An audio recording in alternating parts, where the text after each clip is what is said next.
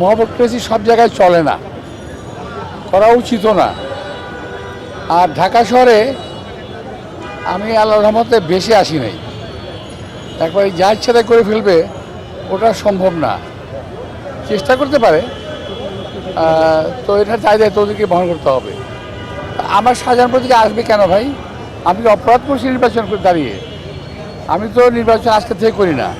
এটা নিয়ে আমার প্রায় 5-6বারের মতো নির্বাচনে আমি প্রতিদ্বন্দ্বিতা করছি। আমি তো এর আগেও বহু ঘটনা ঘটেছে, তো ওগুলো কোনো বিষয়ে মনে করি না। যারা নাকি একান্তই দুর্বল প্রার্থী, তারা সবল প্রার্থীর বিরুদ্ধে মতো কথা বলবেই।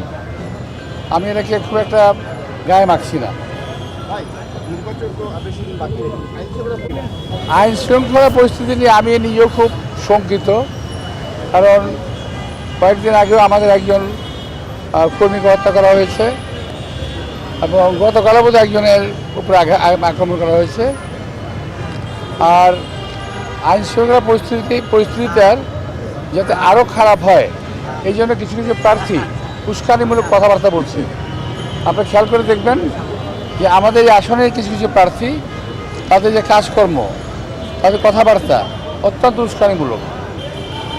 যেমন আমার সময় তারা বলতেছে, আজে বাজে কথা বলতেছে। আর কিছু কিছু প্রার্থী নিজেদেরকে তুলে ধরতে গিয়ে অন্য প্রার্থীর বদনাম করছে, যেটা নাকি নির্বাচন আচরণ বিধিমালার লঙ্ঘন। তো এই ব্যাপারে আমি নির্বাচন কমিশনকে আহ্বান জানাবো, তারা যেন ওই ব্যাপারে খেয়াল রাখেন।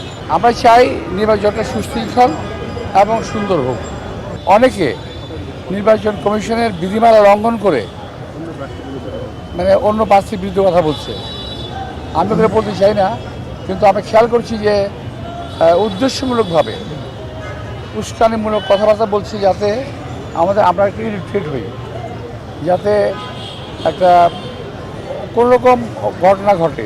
তো আমাদের নেতা কর্মীরা অত্যন্ত সুশৃঙ্খল, শান্ত এবং তারা কোনোরকম উস্কানিতে পা দেবে না।